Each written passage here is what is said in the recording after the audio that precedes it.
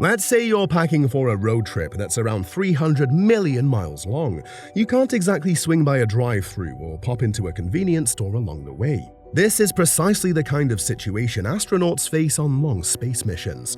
They can't carry everything they need from Earth, especially when the trip might last months or even years. So the big question is how food and water are produced for long-term space missions. Sounds tricky, you bet, but thanks to some out-of-this-world science, it's totally possible. Join us in this video as we answer this million-dollar question. Let's start with food. Growing crops in space sounds like something from a Hollywood movie, but it's a reality for astronauts on the International Space Station, ISS. In space, traditional farming, soil, rain, sunlight is a no-go. Instead, astronauts use systems called hydroponics and aeroponics. Hydroponics lets plants grow in water instead of soil, with nutrients added directly into the water. Aeroponics, on the other hand, involves suspending plants and misting their roots with nutrient-rich water. Think of it as giving plants a shower rather than a bath. It's clean, efficient, and perfect for zero gravity. Since in space there is no concept of up or down, and plants aren't used to floating around, let's see how this happens.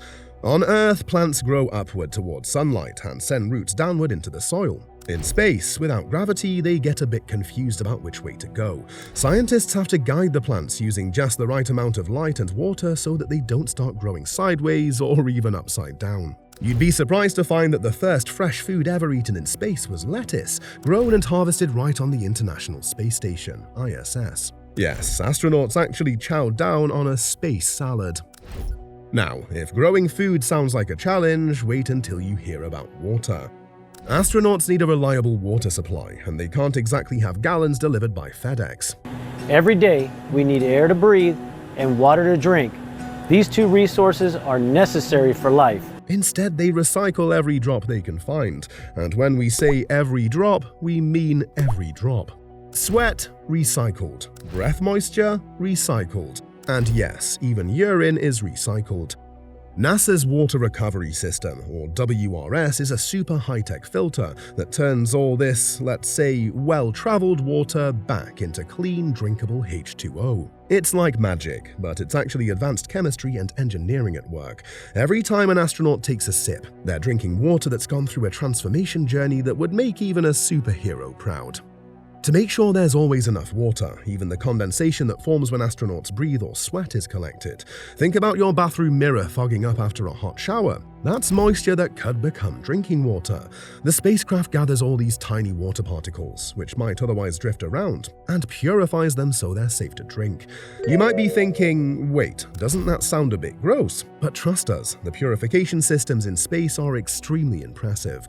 NASA claims that the water astronauts drink on the International Space Station, ISS, is cleaner than what most of us have come out of our taps on Earth. They've managed to reach 93% efficiency in recycling water, meaning very little goes to waste. Can you imagine surviving on the same water supply for months? While it sounds a bit strange, there's no denying how impressive the science sounds.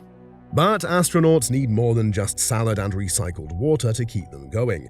This is where space superfoods come in, algae and fungi. Algae, for instance, is packed with nutrients and can grow in low light, making it ideal for space travel. It's basically like a green, slimy powerhouse that's both a food source and an oxygen generator. Algae photosynthesize. Yes, that means it takes in carbon dioxide and releases oxygen, just like plants. It's funny to think of an astronaut sipping a smoothie made from algae, which doubles as an oxygen supply. And you start to see why algae are such a superstar in space. And then there are fungi, like yeast and other tiny microorganisms, that can create protein in small spaces. Fungi are like space's answer to tofu or tempeh. They're protein-packed, adaptable, and grow well in confined low-light environments. Scientists are even experimenting with space mushrooms that could be grown in special chambers to provide protein and essential nutrients for astronauts.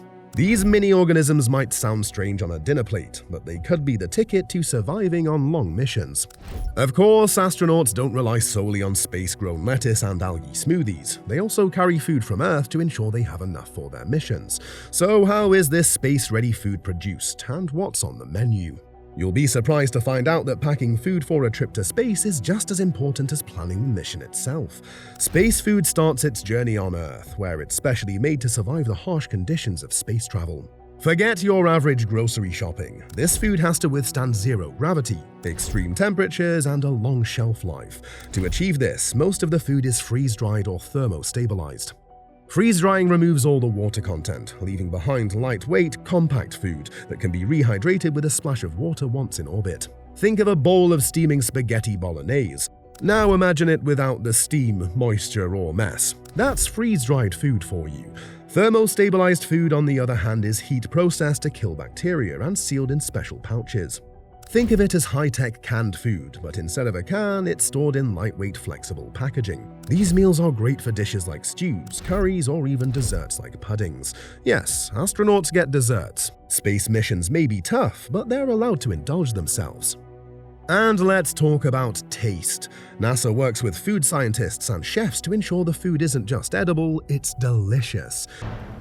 These are the tortillas. They're very popular on orbit. Because flavors can dull in space, thanks to fluids shifting towards the head and making astronauts feel like they have a constant head cold, the meals are often seasoned more heavily than Earth food. Spicy shrimp cocktails and beef fajitas are popular favorites, and astronauts even get condiments like hot sauce or mustard to add a little kick. No salt shakers, though. Floating salt granules could mean havoc on equipment. Instead, they use salt in liquid form. The best part? Astronauts can customize their menus before launch, picking their favorite dishes to bring along. It's like planning a long camping trip, but with freeze-dried strawberries instead of s'mores. And yes, coffee lovers, there's even specially packaged coffee to fuel astronauts on those early mornings, or whatever counts as morning in space. And if you think that was mind-blowing, let's move on to a future where astronauts eat meat grown in a lab right on their spacecraft. That's right, no cows, no farms, just meat cells grown in a nutrient solution to create cultured meat. It's a bit like giving cells a warm, cozy bath with all the nutrients they need to multiply, eventually forming real edible meat.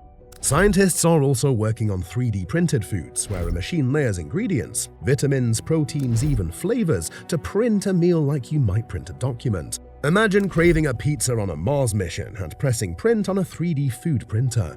This technology would allow astronauts to customize their meals based on their health, mood, or mission requirements. If you thought meal planning on Earth was tricky, space food takes it to another level. So, what happens when you combine plants, algae, fungi, and lab-grown meat in a spaceship? You get a self-sustaining ecosystem, a mini Earth in the stars. Space missions rely on closed-loop systems, where waste from one process becomes the fuel for another. For example, the carbon dioxide astronauts exhale is a waste product for humans, but plants breathe it in and release oxygen. Even bacteria have a role. Certain microbes can break down waste, enrich the growing environment for plants, and keep the whole system cycling efficiently.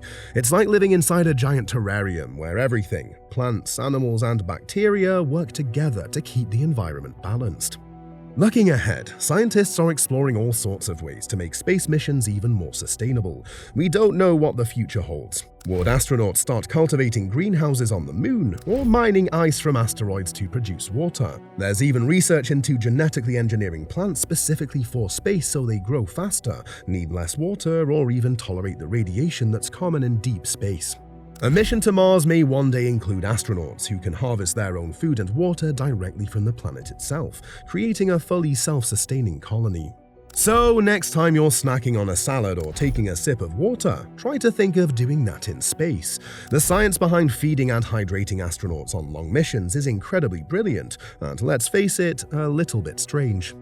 From drinking recycled sweat to munching on algae, space travel has pushed scientists to invent some of the coolest, craziest systems to keep humans alive and thriving.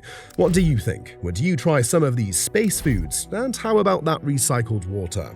Let us know your thoughts, and if you enjoyed this journey through space, food, and water, don't forget to subscribe for more fun stories about life beyond Earth.